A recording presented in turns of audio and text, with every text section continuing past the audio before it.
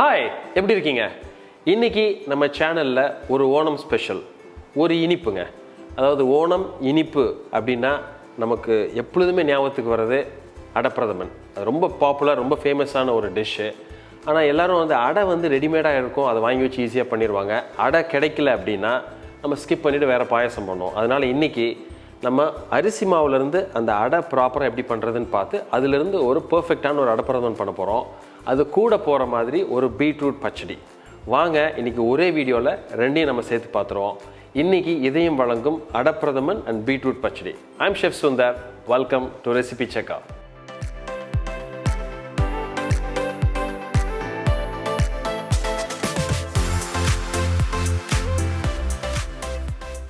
இன்றைக்கி இந்த அடப்பிரதமனை சிம்பிளாக ஒரு 3 ஸ்டேஜாக பிரிச்சிடுறேன். ஃபஸ்ட்டு நம்ம வெள்ளத்துலேருந்து ஒரு பாகு காய்ச்சிடுவோம். அதுக்கப்புறம் அந்த அடை எப்படி பண்ணுறதுன்னு பார்த்துட்டு அதுக்கப்புறம் அந்த பாகு அந்த அடை ரெண்டையும் சேர்த்து ஃபைனலாக ஒரு அடப்பிரதமன் எப்படி பண்ணுறதுன்னு பார்ப்போம். வாங்க இதுக்கு தேவையான என்ன பொருள் பார்த்துட்டு நம்ம ஸ்ட்ரெயிட்டவே குக்கிங்க்கு போயிடலாம்.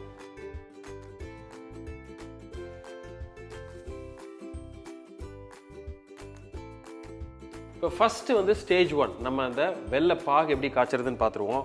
நான் என்ன பண்ணுறேன், இன்றைக்கி ஒரு பேன் எடுத்துகிட்டு ஒரு 1/2 kg வெள்ளை எடுத்திருக்கேன். பட் அதை நான் ஃபுல்லாக போடல. ஒரு 300லேருந்து ஒரு 400 கிராம் யூஸ் பண்ணிக்கிறேன். அதுக்கு ஒரு 50 ml தண்ணி. எப்பொழுதுமே இந்த அடப்பிரதமனுக்கு அந்த வெள்ளம் ரொம்ப டார்க் வெள்ளமாக இல்லாமல் ஓரளவுக்கு மைல்டு கலராக இருந்தால் பெட்டராக இருக்கும். ஏன்னா அந்த அடப்பிரதமன் டார்க்காக இல்லாமல் ஒரு மீடியம் ப்ரௌன் கலரில் இருக்கிறது தான் அந்த ஃபினிஷ்டு ப்ராடக்ட் கரெக்டாக இருக்கும். நம்ம யூஸ்வலாக பார்த்திங்கன்னா அந்த பொங்கலுக்குலாம் நம்ம கொஞ்சம் டார்க்கான வெள்ளம் நல்லாயிருக்கும். பட் ஆனால் அடப்பிரதமனுக்கு கொஞ்சம் மைல்டான ஒரு வெள்ளம் இருந்தால் ரொம்ப நல்லது. அப்படி கிடச்சுன்னா அது வாங்கிக்கோங்க.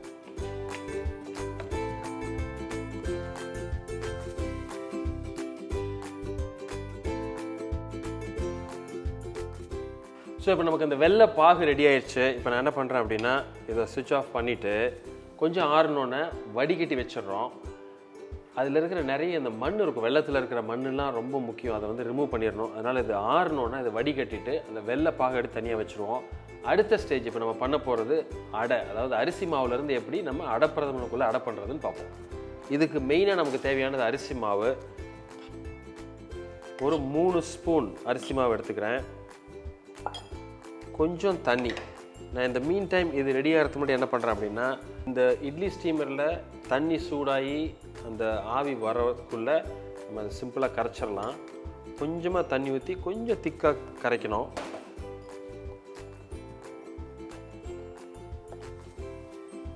ஸோ இப்போது இந்த மாதிரி கரைச்சிக்குங்க. கொஞ்சம் ஒரு தோசை மாவு கொஞ்சம் தண்ணியாக இருந்தால் எப்படி இருக்கும் அதே மாதிரி தான் வேணும். இந்த மாதிரி ஒரு ரன்னிங் கன்சிஸ்டன்சி கரைச்சிட்டு இதை நம்ம என்ன பண்ணுறோம் அப்படின்னா ஒரு இலை, வாழை இலை பீஸில் நம்ம அழகாக தோசை மாதிரி ஊற்றி அதை எப்படி ஃபினிஷ் பண்ணுறதுன்னு பார்ப்போம். ரொம்ப சிம்பிள். ஸோ இப்போ நம்ம என்ன பண்ணுறோம் அப்படின்னா இந்த குழிக்கரண்டி எடுத்துகிட்டு ஒரு 3/4 குழிக்கரண்டி ஒரு வாழை இலையில் இந்த மாதிரி அழகாக ஒரு தோசை மாதிரி நீங்கள் ஸ்ப்ரெட் பண்ணுங்கள். ஸ்ப்ரெட் பண்ணி நம்ம வெளியில் இது கொஞ்சம் என்ன பண்ணுறோம் அப்படின்னா ஒரு 10 நிமிஷம் அப்படியே வச்சிடறோம். ஸோ அப்போ என்ன ஆகணும், இந்த அரிசி மாவு கொஞ்சம் உணர்ந்து காஞ்சு நம்ம ரோல் பண்ணுறதுக்கு ஈஸியாக இருக்கும். அடையில் அந்த திக்னஸ் ஈவனாக இருக்கணும். ஸோ அதனால் இப்போ பார்த்திங்கன்னா அப்படி கரெக்டாக இருக்குது. ஸோ இதை இப்போது நான் என்ன பண்ணுறேன், அப்படியே ஒரு 10லேருந்து ஒரு 12 நிமிஷம் அப்படி வச்சிட்றேன். அந்த நம்ம வெளியில் இருக்கிற அந்த காற்றுலேயே அது ட்ரை ஆகி ஃபர்தராக அந்த ரன்னிங் அப்படியே இந்த ரன்னிங் கன்சிஸ்டன்சி நின்று அப்படியே ஒரு மாதிரி ட்ரை ஆகிரும். அதை அதுக்கப்புறம் ரோல் பண்ணி நம்ம அந்த ஸ்டீமரில் வச்சு இப்போ நம்ம குக் பண்ணுவோம். இப்போ பார்த்திங்கன்னா அந்த ரன்னிங் கன்சிஸ்டன்சி ஓரளவு குறைஞ்சி இது ஓரளவு ட்ரை ஆகிருக்கும். ஃபுல்லாக ட்ரை ஆகக்கூடாது, பட் ஓரளவுக்கு கொஞ்சம் டைட் ஆனோடனே இந்த இலையை நம்ம என்ன பண்ணுறோம் அப்படின்னா இப்படி அழகாக இப்படி ரோல் பண்ணிடுறோம். ரொம்ப சிம்பிள்.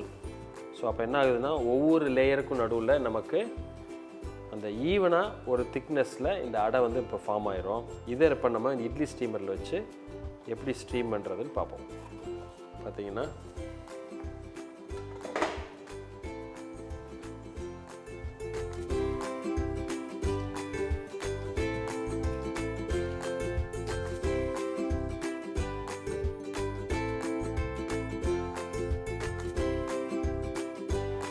ஸோ இப்போ மூடி கிட்டத்தட்ட ஒரு 5 நிமிஷம், ஒரு 4லேருந்து 5 நிமிஷம் போதும்.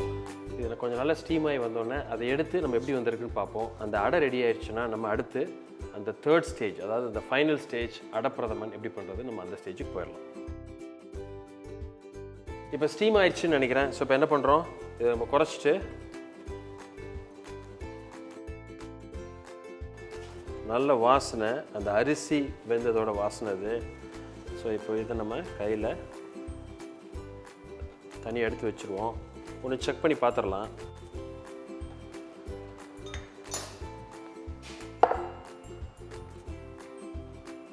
பார்த்தீங்கன்னா அழகா இந்த மாதிரி வெந்து இந்த மாதிரி இருக்குது. இப்போ இதை வந்து நம்ம கட் பண்ணி ஸ்க்ராப் பண்ணி இதை நம்ம எடுத்துகிட்டு,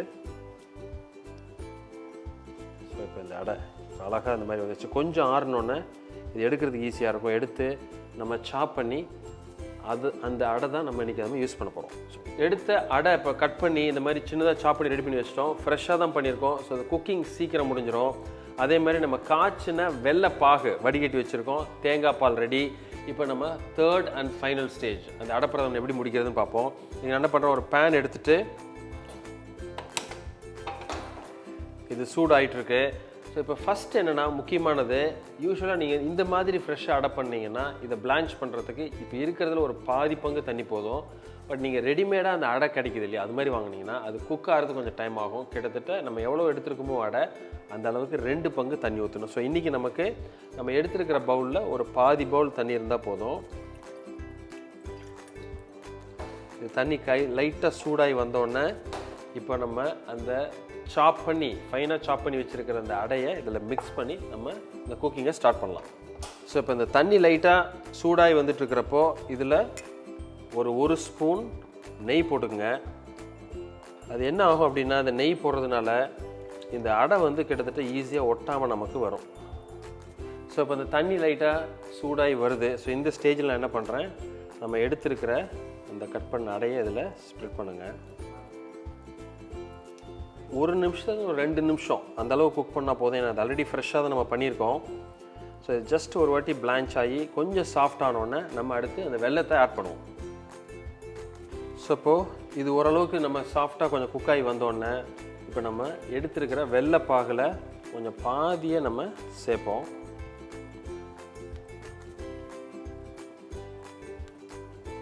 நம்ம முன்னாடியே சொன்ன மாதிரி அடை பிரதமனுக்கு வந்து எப்பொழுதுமே வெல்லம் வந்து கொஞ்சம் கலர் இல்லாமல் கொஞ்சம் ஈஸியாக இருந்ததுன்னா உங்களுக்கு ஃபைனல் ப்ராடக்ட்டு கொஞ்சம் நல்ல கலராக கிடைக்கும்.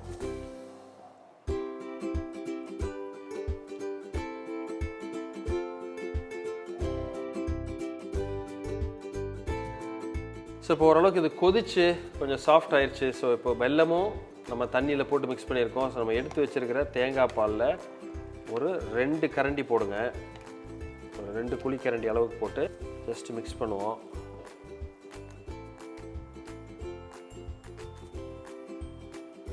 ஸோ இது என்ன ஆகணும் அப்படின்னா ரொம்ப முக்கியம். இப்போ நம்ம அந்த தேங்காய் பால் சேர்த்து கொஞ்சம் சிம்மரில் இதை அப்படியே கொதித்து ஓரளவு அது ரெடியூஸ் ஆகி குறைஞ்சி வற்றி அந்த மாதிரி ஒரு டைட்டாக ஒரு செமி கன்சிஸ்டன்சிக்கு வரும். அந்த ஸ்டேஜில் தான் நம்ம மீதி இருக்கிற கொஞ்சம் பாலையும் ஆட் பண்ணி அதுக்கப்புறம் நம்ம முந்திரி மற்ற ஏலக்காய் எல்லாமே போட போகிறோம். இப்போ கொஞ்சம் இந்த ஸ்டேஜில் என்ன பண்ணுறோம்னா லைட்டாக ஒரு பிஞ்சு ஏலக்காய் லைட்டாக ஆட் பண்ணிக்கிறேன். ஸோ இது இனிமேல் ஸ்லோவாக கொஞ்சம் கொஞ்சமாக கொதித்து கொஞ்சம் ரெடியூஸ் ஆகி வரலாம்.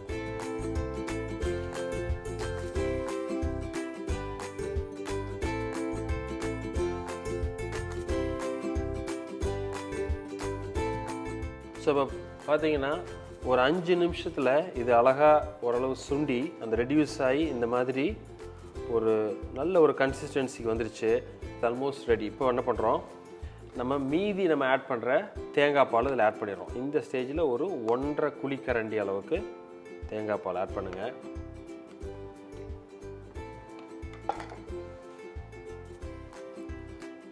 ஸோ யூஸ்வலாக நம்ம வந்து 2 வகையாக தேங்காய் பால் எடுக்கலாம். ஃபஸ்ட்டு தேங்காய் பால் கொஞ்சம் திக்காக இருக்கும், அதுதான் இப்போ லாஸ்ட் ஸ்டேஜில் ஆட் பண்ண போகிறோம். பட் நீங்கள் வந்து 2வது எடுக்கிற தேங்காய் பால் கொஞ்சம் தண்ணியாக இருக்கிறத நம்ம ஏர்லியராக குக்கிங்க்கு யூஸ் பண்ணிக்கலாம்.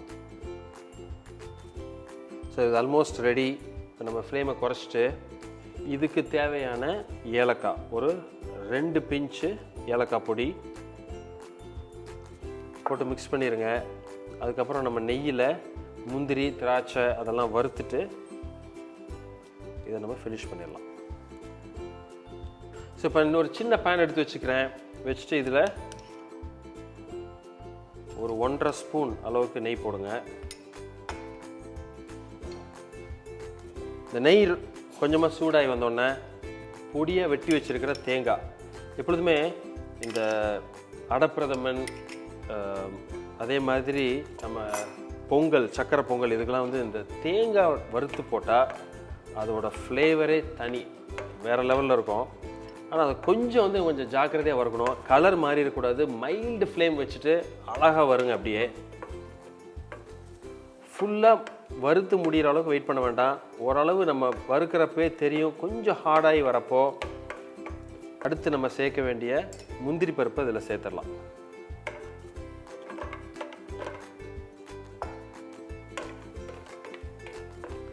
ஸோ அந்த முந்திரி லைட்டாக கலர் மாதிரி வரப்போ உலர்ந்த திராட்சை, ரைசின்ஸ் இல்லை கிஸ்மிஸ் என்ன சொல்கிறீங்களோ பரவாயில்ல, ஸோ இதை கொஞ்சம் சேர்த்து, ஸோ இந்த மாதிரி 3 ஸ்டேஜில் நம்ம பண்ணுறப்போ என்னாகும் அப்படின்னா இந்த தேங்காய் வந்து ஃபைனலாக கரெக்டாக வறுத்து அது நல்ல ஒரு ஃப்ளேவர் கிடைக்கும். அதே மாதிரி ஒரு நல்ல ஒரு கன்சிஸ்டன்சி, ஒரு மவுத் ஃபீல், இதை சாப்பிட்றப்போ வந்து அது அந்த நமக்கு வந்து ஒரு நல்ல ஒரு ஃபீல் கிடைக்கும். ஸோ இப்போ ஆல்மோஸ்ட் அழகாக ரெடி ஆயிடுச்சு. அந்த ரைசின்ஸ் அழகாக இப்போ உப்பி வருது பாருங்கள். ஸோ இப்போ 3ம் நல்ல ஈவனாக நமக்கு கலராகி நல்ல ஒரு அழகாக ஒரு ஃப்ரை ஆகி வந்துடுச்சு. ஸோ இப்போ இதை நம்ம ஆஃப் பண்ணிவிட்டு இதை நம்ம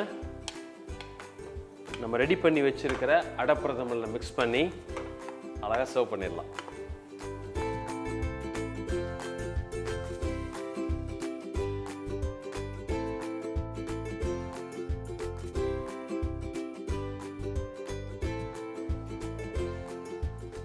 ஸோ இதே இது கொஞ்சம் தனியாக நம்ம எடுத்து வச்சு நம்ம சர்வ் பண்ணுறப்ப கார்னிஷாகவும் யூஸ் பண்ணிக்கலாம். ஸோ இப்போ பார்த்தீங்கன்னா ஒரு அருமையான ஒரு நல்ல ஒரு ஃப்ளேவர், அந்த தேங்காய், நம்ம பால், அதே மாதிரி நம்ம இப்போ வறுத்த தேங்காய், அது வந்து ஒரு அருமையான ஃப்ளேவர். நம்ம தேங்காய் பால் ஊற்றிருக்கோம், அதே மாதிரி தேங்காய் வறுத்து போட்டிருக்கோம். அந்த கலர் வந்து இன்றைக்கி ரொம்ப பர்ஃபெக்ட். அதாவது எப்பொழுதுமே நான் சொல்கிறது, அந்த வெல்லம் வந்து இந்த அடப்பிரதமனுக்கு நம்ம கரெக்டாக செலக்ட் பண்ணோம். டார்க் வெல்லம் இருக்கக்கூடாது. இன்றைக்கி பார்த்தீங்கன்னா நம்ம ஒரு பர்ஃபெக்டான ஒரு அடப்பிரதமன் நம்ம அடை செஞ்சு அதிலேருந்து நம்ம ஃபுல்லாக நம்ம ப்ராசஸ் பண்ணியிருக்கோம். கொஞ்சம் நம்ம இந்த வறுத்த முந்திரி, கொஞ்சம் அதே மாதிரி இந்த திராட்சை இதெல்லாம் தனியாக வச்சுட்டு இதை நம்ம ஃபைனலாக நம்ம ஒரு டிஷ்ஷில் ஊற்றி சர்வ் பண்ணி அதுக்கு மேலே கார்னிஷ் பண்ணிட்டு நம்ம சர்வ் பண்ணிடலாம்.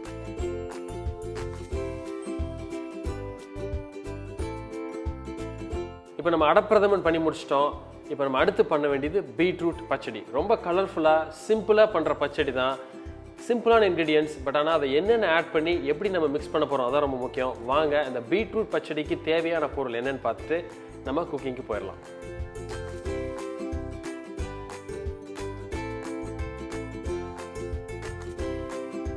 ஸோ நான் என்ன பண்ணுறேன், பீட்ரூட்டை தோல் சீவி வச்சுட்டு இதை ஒரு சலிக்கிற உங்கள்கிட்ட என்ன சீவி இருக்கோ அதில் இப்போ சீவி ஃபஸ்ட்டு இந்த பீட்ரூட்டை சீவி வச்சுக்குவோம்.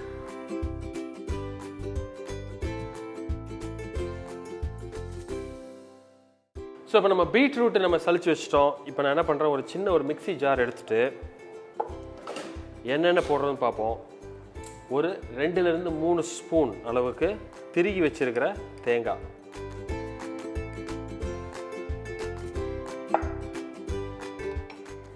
ஒரு பச்சை மிளகா, அதே மாதிரி ஒரு 1/4 ஸ்பூனுக்கும் கம்மியாக கொஞ்சம் ஜீரகம். ஸோ இப்போ இதை அரைச்சி ஒரு பேஸ்ட் ஆக்கிட்டு இதை ஆட் பண்ணி மற்ற இன்க்ரீடியன்ஸையும் ஆட் பண்ணி இதை நம்ம ஃபினிஷ் பண்ணலாம். இப்போ நம்ம அரைச்ச நம்ம தேங்காய், பச்சை மிளகா, அதே மாதிரி ஜீரகம் இது இப்போ ரெடி ஆயிடுச்சு.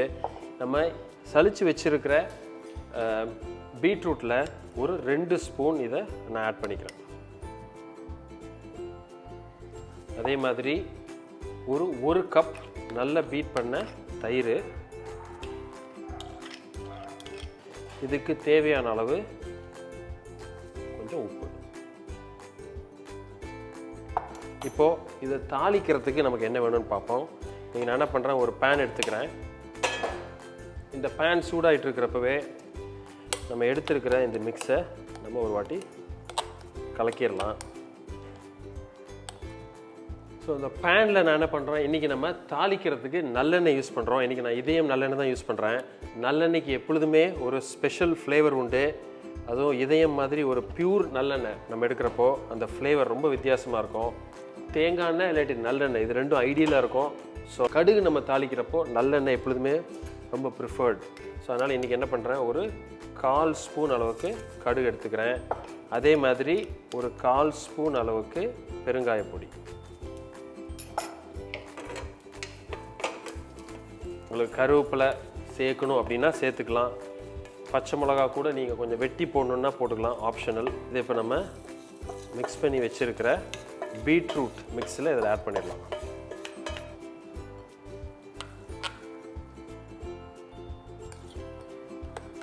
ஸோ இப்போ நமக்கு ரொம்ப ஒரு பஞ்சியான, கலர்ஃபுல்லாக, ஒரு டேஸ்டியான, அதே மாதிரி நல்ல ஒரு மணத்தோடு இருக்கிற ஒரு பச்சடி, பீட்ரூட் பச்சடி ரெடி.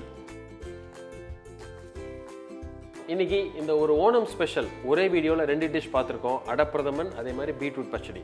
பிடிச்சிருந்தா எங்களுக்கு ஒரு தம்ஸ் அப் கொடுங்க, ஃப்ரெண்ட்ஸோட ஷேர் பண்ணுங்கள். நீங்கள் ஃபஸ்ட் டைம் ரெசிபி செக்கர் சேனலுக்கு வந்திருந்தீங்கன்னா சப்ஸ்கிரைப் பண்ணிவிட்டு அந்த பெல் ஐக்கானை கிளிக் பண்ணுங்கள். இதே மாதிரி இன்னொரு நாள் இன்னொரு ஸ்பெஷல் எடிஷன் வீடியோவில் அது வரைக்கும் மீட் பண்ணுறேன். அது வரைக்கும் happy cooking and very happy Onam.